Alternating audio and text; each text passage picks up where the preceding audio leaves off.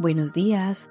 La palabra de Dios dice que tenemos la capacidad de renovar nuestra mente mediante la lectura y el estudio de la palabra de Dios. ¿Por qué?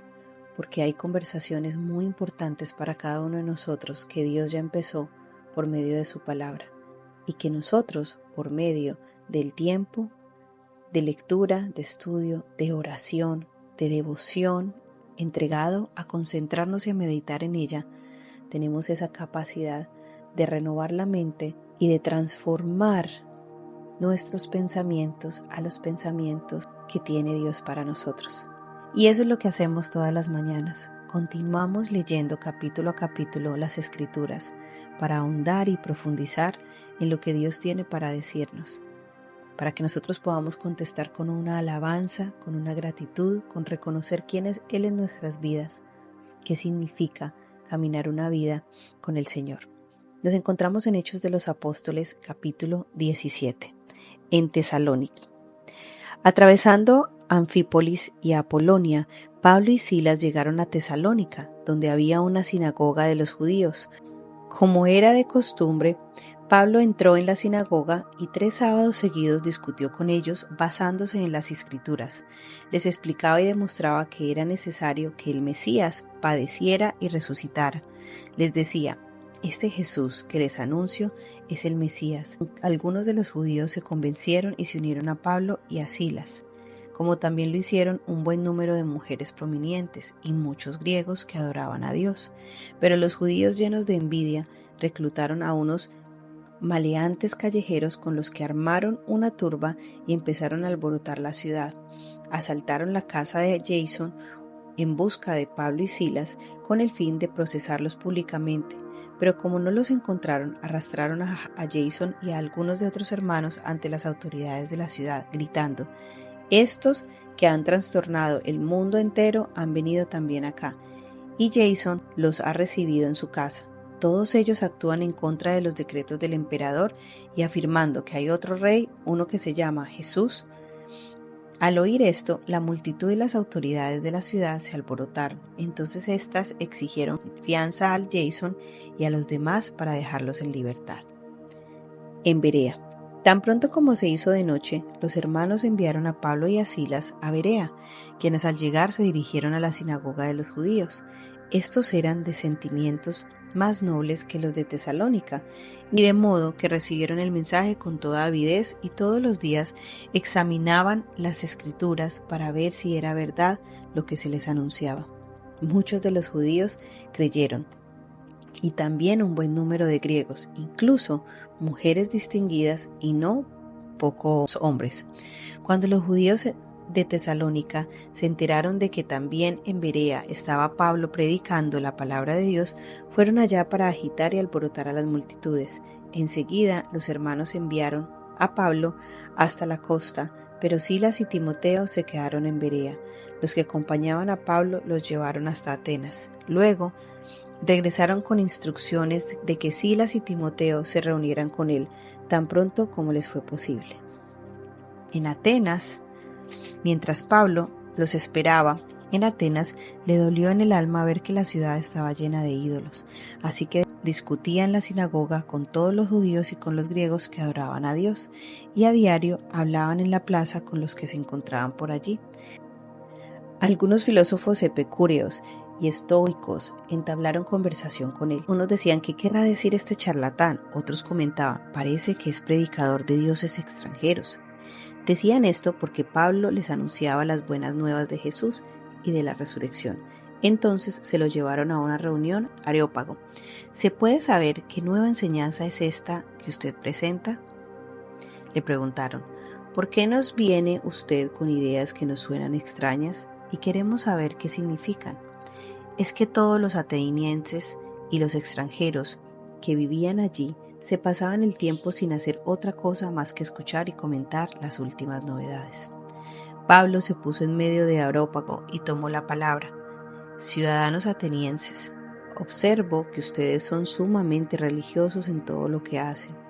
Al pasar y fijarme en sus lugares sagrados, encontré incluso un altar con esta inscripción: a un Dios desconocido. Pues bien, Eso es que ustedes adoran como algo desconocido, es lo que yo les anuncio. El Dios que hizo el mundo y todo lo que hay en él es el Señor del cielo y de la tierra. No vive en templos construidos por hombres, ni se deja servir por manos humanas, como si necesitara algo. Por el contrario, Él es quien da a todos la vida, el aliento y todas las cosas. De un solo hombre hizo todas las naciones para que habitaran toda la tierra, y determinó los periodos de su historia y las fronteras de sus territorios. Esto lo hizo Dios para que todos lo busquen, y aunque sean tinieblas, lo encuentren. En verdad, Él no está lejos de ninguno de nosotros, puesto que en Él vivimos, nos movemos y existimos. Como algunos de sus propios poetas griegos han dicho, de Él somos descendientes. Por tanto, siendo descendientes de Dios, no debemos pensar que la divinidad sea como el oro, la plata o la piedra, escultura hecha como resultado del ingenio y de la destreza del ser humano. Pues bien, Dios pasó por alto aquellos tiempos de tal ignorancia, pero ahora manda a todos en todas partes que se arrepientan. Él ha fijado un día en el que juzgará al mundo con justicia, por medio del hombre que ha designado. De ello ha dado puertas a todos, al levantarlo de entre los muertos. Cuando oyeron de la resurrección, unos se burlaron, pero otros dijeron, queremos que usted nos hable en otra ocasión sobre este tema. En este momento, Pablo salió de la reunión. Algunas personas se unieron a Pablo y creyeron. Entre ellos estaba Dionisio, miembro del Areópago, también una mujer llamada Damaris y otros más. Hablemos de los habitantes de Berea. A medida que nosotros maduramos en la fe, aprendemos que es saludable y responsable formular preguntas difíciles y hurgar en la profundidad de la palabra de Dios. Y esto es precisamente lo que hace leer la palabra. Los habitantes de Berea dieron un maravilloso ejemplo para nosotros. La respuesta de ellos se compone de dos partes. Reciben el mensaje con alegría y con entusiasmo, pero también escudriñan las Escrituras a fin de asegurarse que la enseñanza de Pablo está alineada con las verdades de la palabra de Dios. Y hoy te pregunto, ¿tú escudriñas la palabra de Dios? ¿Tú estudias y profundizas en lo que se te es predicado? Su búsqueda, estudio y disposición de ahondar y formular preguntas difíciles no los aleja de la verdad. En realidad, los conduce a muchos a la fe. Y ese es el poder transformador de la palabra, que entre más la estudiamos va a aumentar nuestra fe, va a complementar aquello que trae el pastor dominical, aquello que trae ese líder espiritual, y va a complementar y fortalecer ese proceso de santificación y sobre todo la fe que necesitamos todos los días. Podemos avalar a los que formulan preguntas sinceras y podemos reconocer el valor de cuestionar las enseñanzas de cualquier persona a fin de asegurarnos de que concuerden con las enseñanzas de las Escrituras. Los habitantes de Berea nos proporcionan un excelente patrón y ejemplo a seguir.